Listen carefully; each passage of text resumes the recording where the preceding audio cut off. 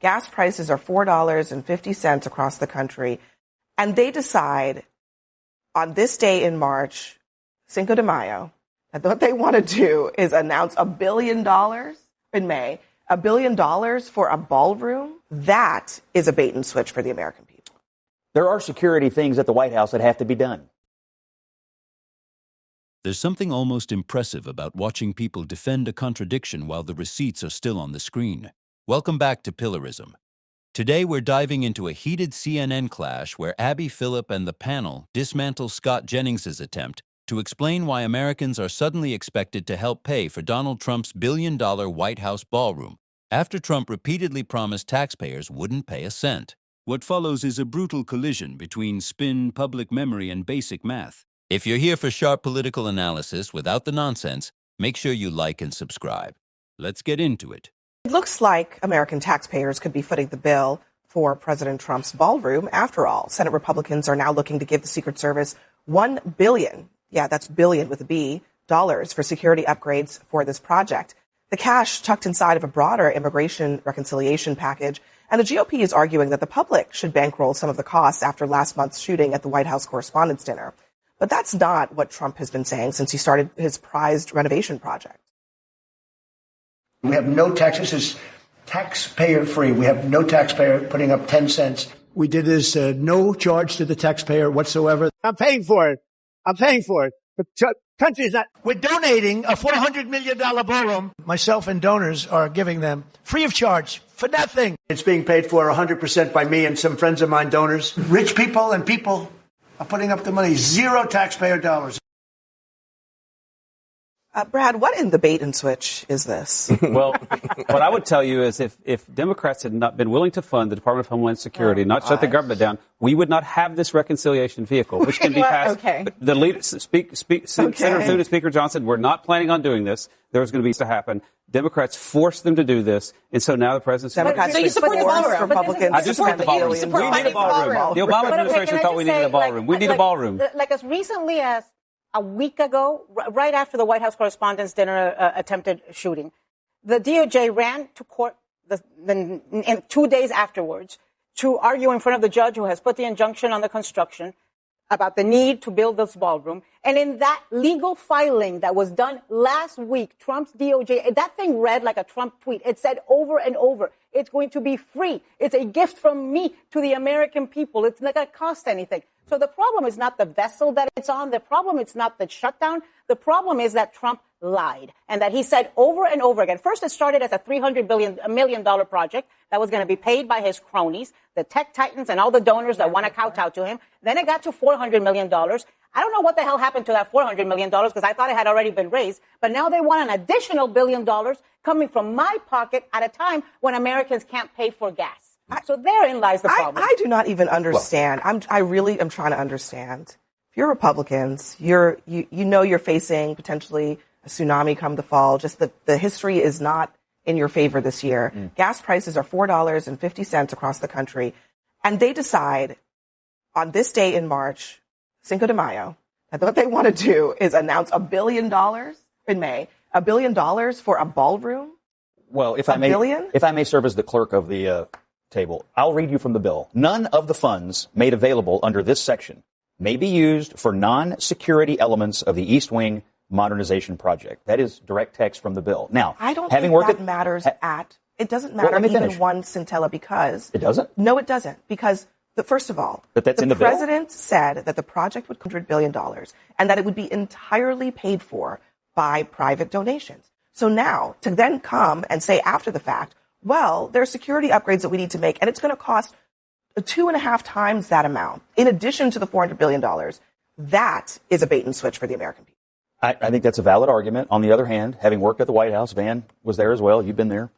There are security things at the White House that have to be done. I mean, it is the most secure government building in the world. It is a military base, and you can't just ignore that there are security things that go on above ground and underground that most of us will never see. The president bulldozed the East Wing, didn't go to Congress to ask, but now he's going to Congress even once to approve a plan. Nobody even knows what the plan is because he just changes it every 3 months based on his grandiose ideas. And the cost keeps going up. The cost keeps going up. Where's the oversight? Is this $1 billion? This is $1 billion blank check. I don't know if anybody's driven by there lately.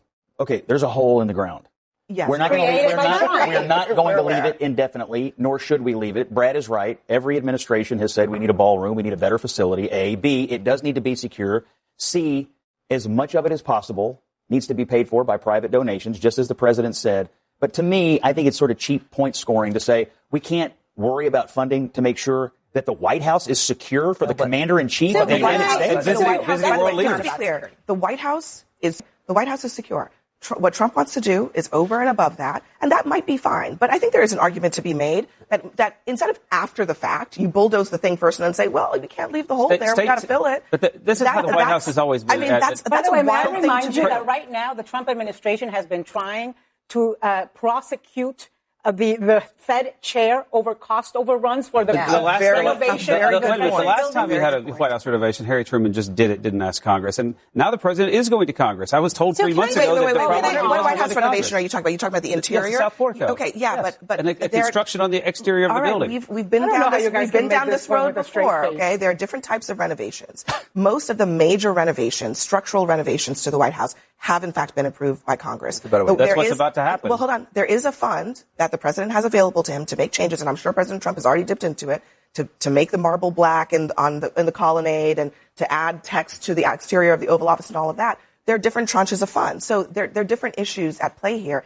And $400 million plus another $1 billion is a very different quantity of money. That's what we're talking about. Will you be okay now if it goes to the White Congress? But I guess, he did say that it was going to be free to the American people. And I assume that when he thought about his ballroom, he didn't think it was going to be insecure. He probably thought it was going to be secure.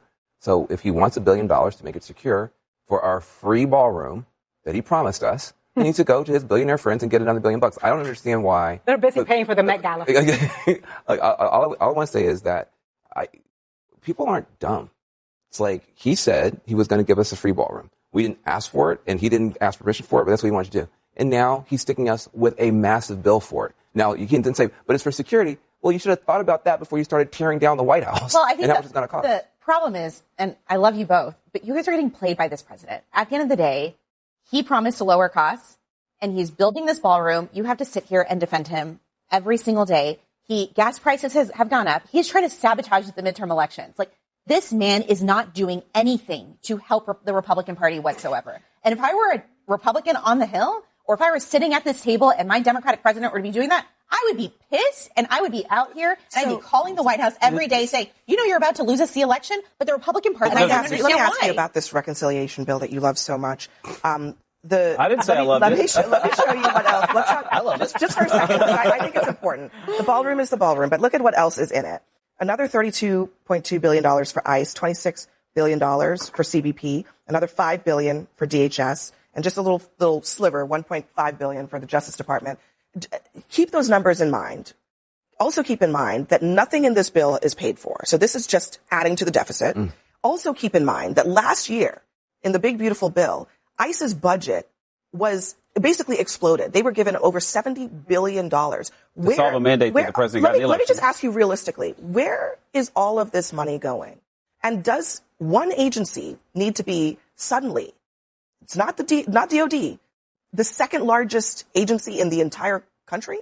Well, if you want to say that we should have the DHS bill and DHS funding debated and worked out in a bipartisan way, then Democrats have to drop the filibuster in the Senate and negotiate it and vote for it on the floor and offer amendments. But Democrats refuse to bring that debate to the Senate floor. They won't let the Senate talk about it. So now Republicans are going to have to do it in reconciliation. All those projects you mentioned, except for the DOJ, come under the Department of Homeland Security. This is the thing Democrats are refusing to debate, to amend, to compromise. I'm not hearing you justify the budget. Well, look, the president got a mandate. It's a lot of money, and I think again, the American people are asking themselves, "Where is our money going?" Well, wait a minute. I thought it's obvious. You told us when Trump started, it was about saving money, waste, fraud, and abuse. Wait a minute. The whole thing. We're talking about a DHS budget that's now over $100 billion. Federal government employment, if federal government employees, full-time equivalent employees of the federal government is lower than it's been at any point in 20 years. They did, in fact, cut out waste, fraud, and abuse. Yeah, and they're working on it more. And now there's new waste, fraud, and abuse with this. But what they're doing is they're future-proofing it. They're basically funding it into the future so that this fight doesn't happen again while he remains the president. That's what they're doing. What makes this entire exchange so politically damaging isn't just the ballroom itself. It's what the ballroom represents, because this was never sold to the public as a government project. Donald Trump repeatedly framed it as a privately funded gift to the American people. The message was simple. Donors would cover the costs, taxpayers wouldn't pay a dime, and the federal government wouldn't be left holding the bill. That wasn't implied. It was stated directly and repeatedly throughout the rollout of the project. Now compare that promise to what the panel is discussing. Suddenly, Senate Republicans are considering allocating roughly $1 billion through a reconciliation package tied to Homeland Security and Secret Service upgrades connected to the same project. And that's where the credibility problem begins. Because once public money enters the equation, especially at that scale, the distinction between a private gift and a taxpayer-funded project starts collapsing fast. That's the bait-and-switch argument Phillip and others are pressing on the panel, and politically it's a difficult one to escape. But there's an even bigger layer underneath this conversation: priorities.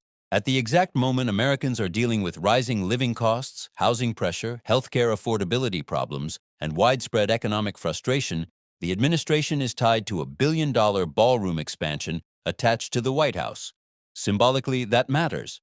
In politics, symbolism often hits harder than spreadsheets. And historically, voters react very badly when leaders appear disconnected from public economic anxiety. That's why this issue resonates beyond architecture or security logistics. The debate becomes, what is government choosing to spend money on, and who ultimately benefits from it? Now, to be fair, there is a legitimate security argument embedded in the discussion. Major structural changes to the White House complex inevitably involve Secret Service infrastructure, communication systems, secure access routes, underground reinforcement, and extensive protective modifications. That's real. The White House is one of the most heavily secured facilities on Earth, and security costs are never trivial. But that's also precisely why critics argue those costs should have been anticipated from the beginning. Because if security upgrades were always unavoidable, then presenting the ballroom as essentially free to taxpayers becomes deeply misleading. You can't separate the structure from the security obligations attached to it. They are part of the same project.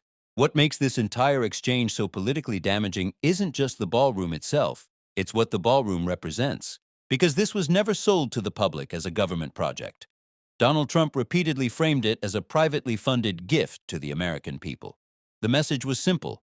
Donors would cover the costs, taxpayers wouldn't pay a dime, and the federal government wouldn't be left holding the bill. That wasn't implied. It was stated directly and repeatedly throughout the rollout of the project. Now compare that promise to what the panel is discussing. Suddenly, Senate Republicans are considering allocating roughly $1 billion through a reconciliation package tied to Homeland Security and Secret Service upgrades connected to the same project. And that's where the credibility problem begins. Because once public money enters the equation, especially at that scale, the distinction between a private gift and a taxpayer-funded project starts collapsing fast. That's the bait-and-switch argument Phillip and others are pressing on the panel, and politically it's a difficult one to escape. But there's an even bigger layer underneath this conversation: priorities. At the exact moment Americans are dealing with rising living costs, housing pressure, healthcare affordability problems, and widespread economic frustration, the administration is tied to a billion-dollar ballroom expansion attached to the White House. Symbolically, that matters. In politics, symbolism often hits harder than spreadsheets. And historically, voters react very badly when leaders appear disconnected from public economic anxiety. That's why this issue resonates beyond architecture or security logistics. The debate becomes, what is government choosing to spend money on, and who ultimately benefits from it? Now, to be fair, there is a legitimate security argument embedded in the discussion. Major structural changes to the White House complex inevitably involve Secret Service infrastructure, communication systems, secure access routes, underground reinforcement, and extensive protective modifications. That's real. The White House is one of the most heavily secured facilities on Earth, and security costs are never trivial. But that's also precisely why critics argue those costs should have been anticipated from the beginning.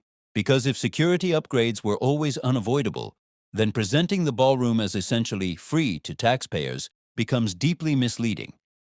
You can't separate the structure from the security obligations attached to it. They are part of the same project.